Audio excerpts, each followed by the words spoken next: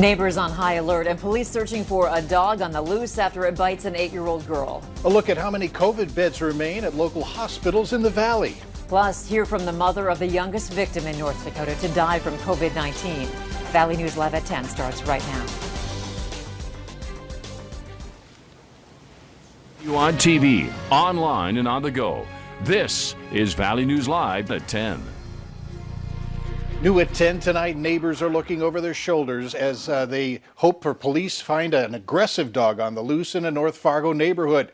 Police say a boxer lab pit mix attacked another dog earlier today and later bit an 8-year-old in the face. Valley News Team's Courtney Lockie talked with people in the area and explains what you can do if you find yourself in a similar situation. It didn't take long for Friday's news of 2 dog attacks to spread in this North Fargo neighborhood. Kind of scary, and yeah, it's a little frightening. Neighbors say the dog took off from the tennis courts at this park before heading to 1st Street North and attacking another dog, later biting the face of a young girl in the 50th block of 18th Avenue North. I'm terrified because I got attacked by a dog when I was younger. I think owners have a responsibility to make sure their dog's not biting people or dogs. But if an aggressive dog does manage to get away from its owner, what should you do? We asked neighbors if they could answer the question, and most couldn't. Would you know what to do if a dog like the one that escaped today came at you, or any other dog? I'd probably try to run to my car, or I'd probably call 911. I'd probably try to run or go to a building or find something to get on top of. If you're confronted by an aggressive dog, the most important thing to do is stay calm. Experts say you should avoid direct eye contact and stand slightly sideways. Not really. I think I would, at the very least, just try to back away. No, I don't even know what I do. You should also back away slowly. And if you have a bulky object, like a backpack or a purse, get it between you and the dog. Lastly, notify the authorities so they can get the word out to neighbors. In Fargo, Courtney Lockie, Valley News Live.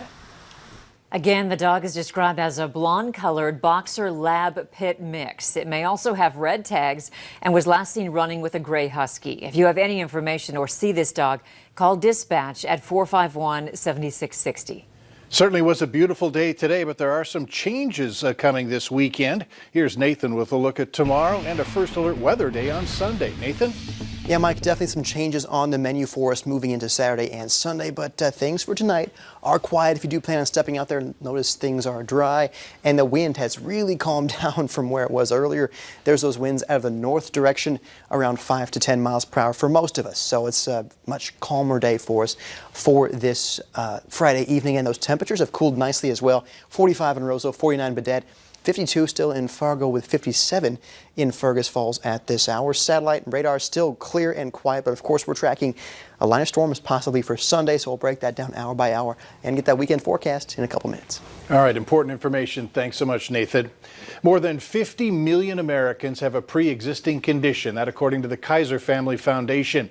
In November, the U.S. Supreme Court will hear arguments on the legality of the Affordable Care Act. This case focuses on the individual mandate, which says those who don't have health insurance must pay a penalty. The Supreme Court has heard cases about the Affordable Care Act before, but the individual mandate has been contentious from the very beginning. I think we have a crisis on our hands in North Dakota. We have to face up to it. We can do better on the pandemic, and we must. But in the middle of wrestling with that really, really difficult problem, taking insurance away from people, this just doesn't make any sense. North Dakota Attorney General Wayne Stenjum says in part that the U.S. Supreme Court has already ruled that this violates the Commerce Clause of the U.S. Constitution. The act was saved because the court held that Congress has greater powers due to its taxing powers. Since then, however, Congress repealed the tax penalty, and as a result, the remaining constitutional support for the law is now gone. The health department says October marks the highest number of hospitalizations since the start of the pandemic in North Dakota. Currently, there are 132 people in the hospital due to COVID-19. 30 are in the ICU. Dr. Doug Griffin with Sanford and Fargo says they had 82 ICU beds available in 2019. This year, they're up to 100. Pretty much can kind of know what we need to have available and what we need to manage. If we need them, we could literally more than double our ICU capacity if needed. All True Hospital in Grand Forks says its current average daily count for the ICU is about the same as last year at this time. They have 2 ICU beds and say the number of hospitalized patients has been lower, around 7 to 8%. At least 9 people who attended the Trump campaign rally in Bemidji, Minnesota last month have tested positive for COVID-19. That's according to the Minnesota Department of Health's infectious disease director. She says 2 of the 9 have been hospitalized, including 1 person who's in the intensive care unit. President Trump will be back on the campaign trail and holding rallies next week. His campaign announcing that the president will be in Florida on Monday and that all attendees will be given a temperature check, masks, and access to hand sanitizer.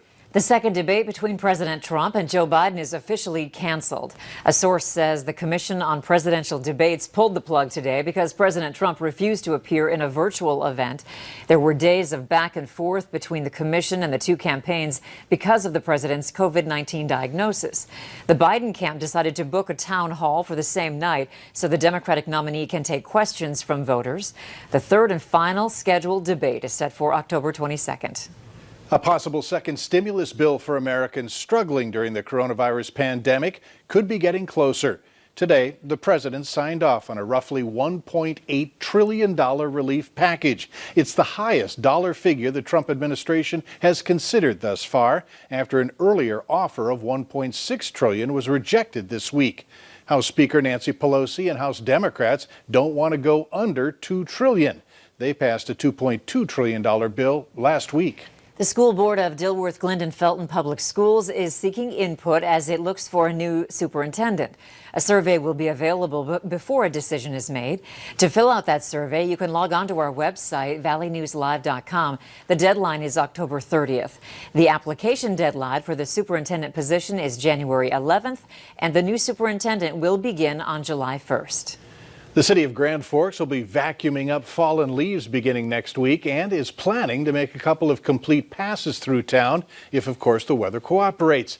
If you want to take advantage of this service, you're supposed to pile your leaves, but no grass or branches, on the berm away from mailboxes and trees. Here's a live look of Baton Rouge, which is in the path of Hurricane Delta. Delta hit Louisiana as a powerful Category 2 hurricane. Gusts came in as strong as 96 miles per hour.